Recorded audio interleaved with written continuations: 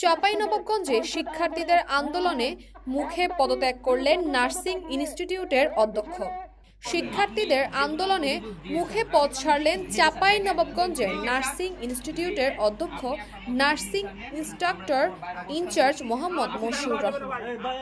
গত 17 আগস্ট রোজ শনিবার দুপুর থেকে এই পদে নার্সিং ইনস্ট্রাক্টর মোসাম্মদ আতিয়া বানু ভারপ্রাপ্ত হিসেবে দায়িত্ব পালন করবেন। নতুন কোথাও পদায়ন না করা পর্যন্ত তিনি এই প্রতিষ্ঠানে ইনস্ট্রাক্টর হিসেবে থাকবেন।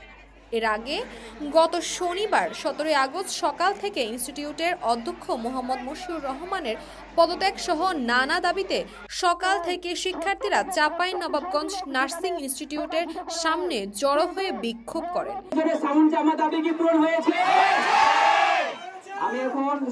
আমি এই মর্মে আরো ঘোষণা করছি যে উক্ত প্রতিষ্ঠানের কোন কর্মকাণ্ডের সাথে ভবিষ্যতে সম্পৃক্ত থাকিব না।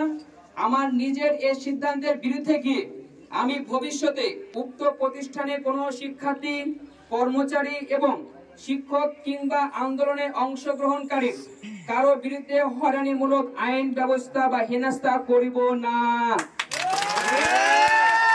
অধ্যক্ষের পদত্যাগের স্বস্তি প্রকাশ করেছেন শিক্ষার্থীরা। তারা জানান, ইনস্টিটিউটের অধ্যক্ষ মোহাম্মদ মশিউর রহমান যোগানদানের পর থেকে নানা অনিয়ম দুর্নীতি করে আসছেন।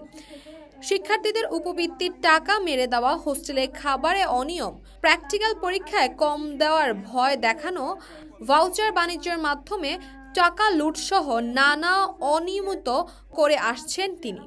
এতদিন আমরা ভয়ে মুখ খুলতে পারিনি। তিনি তার দায়িত্ব থেকে অব্যাহত নেওয়ায় আমরা খুব খুশি হয়েছি।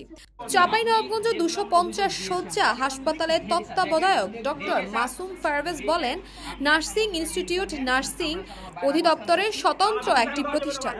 আমরা অধিদপ্তরের ঊর্ধ্বতন কর্মকর্তাদের জানিয়েছি, তারা প্রয়োজনীয় ব্যবস্থা গ্রহণ করবে। তবে যতদিন পূর্ণাঙ্গ অধ্যক্ষ নার্সিং ইনস্ট্রাক্টর ইনচার্জ না আসবে ততদিন মোসাম্মদ আতিয়া বানু দায়িত্ব পালন করবেন।